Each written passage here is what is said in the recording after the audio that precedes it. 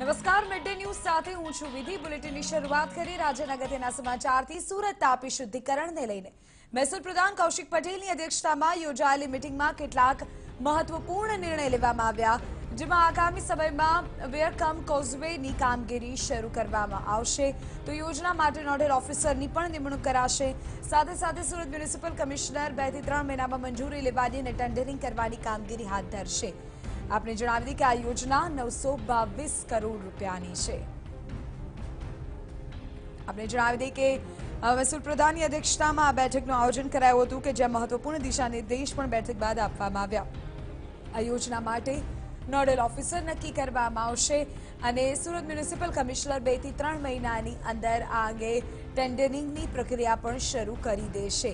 ઉલ્લેખનીય છે કે સંસદ ધારાસભ્યો પણ આ બેઠકમાં ઉપસ્થિત રહ્યા હતા અને મ્યુનિસિપલ કોર્પોરેશનના કમિશનર પણ ઉપસ્થિત રહ્યા હતા।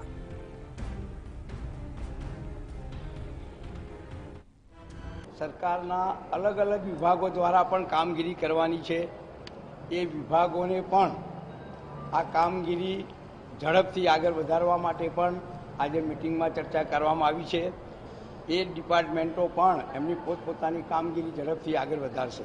આગામી 2-3 મહિનામાં કયા સ્ટેજે કયું કામ કરશે, ટેન્ડરની પ્રક્રિયા હશે તો એ, પરમિશનની પ્રક્રિયા હશે તો એ, એટલે અલગ અલગ વિભાગની જે પ્રક્રિયાઓની કામગીરી છે એનો એક્શન પ્લાન આગામી 2-3 દિવસમાં કમિશનર એસએમસી તૈયાર કરીને અમને આપશે।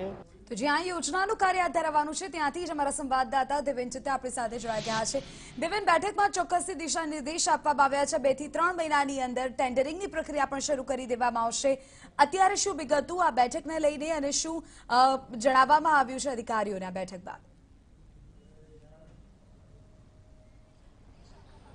તાપી શુદ્ધિકરણને લઈને જે રિવ્યુ મીટિંગ કરવામાં આવી હતી, આ જે સમગ્ર યોજના છે રૂપિયા 922 કરોડની આ યોજના છે અને લગભગ છેલ્લા 5 વર્ષથી તાપી શુદ્ધિને લઈને ભારતીય જનતા પાર્ટી તેમજ જે સરકાર છે તેમના દ્વારા સતત પ્રયાસો કરી રહ્યા છે, પરંતુ જે પ્રયાસો છે તે પૂરતા ન થઈ રહ્યા હોવાનો જે એક છબી છે તે સરકારની બની છે। કોર્પોરેશનમાં પણ તાપી શુદ્ધિકરણનો જે મુદ્દો છે અને એમાં પણ ખાસ કરીને જળકુંભીનો જે મુદ્દો છે તે કોંગ્રેસ દ્વારા સતત ઉછાળવામાં આવતો છે। આગામી લોકસભાની અંદર પણ સ્થાનિક લેવલે કોંગ્રેસ દ્વારા તાપી શુદ્ધિકરણનો જે મુદ્દો છે તેને લઈને લોકોમાં જવાની તમામ તૈયારીઓ જે છે તે કોંગ્રેસ દ્વારા કરી લેવામાં આવી છે અને તેવા સમયે ભારતીય જનતા પાર્ટી તેમજ સરકાર જે છે હવે હરકતમાં આવી ગઈ છે અને તાપી શુદ્ધિકરણ માટેની ફરી એક વખત રિવ્યુ બેઠક કરીને તમામ અધિકારીઓને આજે બોલાવવામાં આવ્યા હતા, જેમાં જિલ્લા કલેક્ટર તેમજ મ્યુનિસિપલ કલેક્ટર તેમજ સંબંધિત વિભાગના તમામ અધિકારીઓ જે છે તે આની અંદર હતા।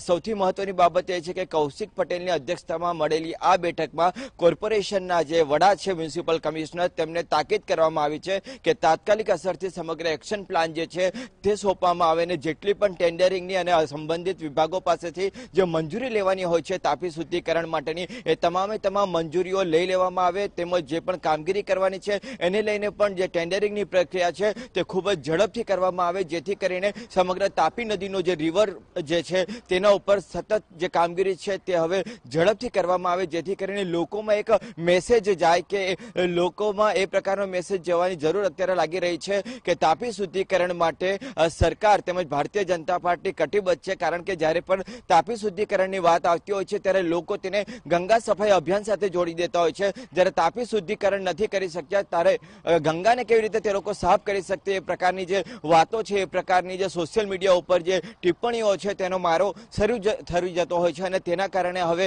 જે રિવ્યુ મીટિંગ કરવામાં આવી છે ત્યારબાદ આ કામગીરી ખૂબ જ ઝડપથી શરૂ કરવામાં આવે। તાપી શુદ્ધિકરણની એ પ્રકારની જે કામગીરી છે તે હવે થોડા દિવસોની અંદર આપણને દેખાશે એવી સ્થિતિની જે ઊભી થઈ રહી છે અને તમામ અધિકારીઓને પણ તાકીદ કરી દેવામાં આવી છે કે કોઈ પણ પ્રકારની ઉદાસીન માહોલ લોકોમાં ન ઊભો થાય, એ પ્રકારની છબી ન ઊભો થાય, એ પ્રકારની કામગીરી ઝડપભેર કરવામાં આવે, જેથી લોકોને એક વિશ્વાસ બેસે કે તાપી શુદ્ધિકરણ માટે વહીવટી તંત્ર જે છે તે કટિબદ્ધ છે।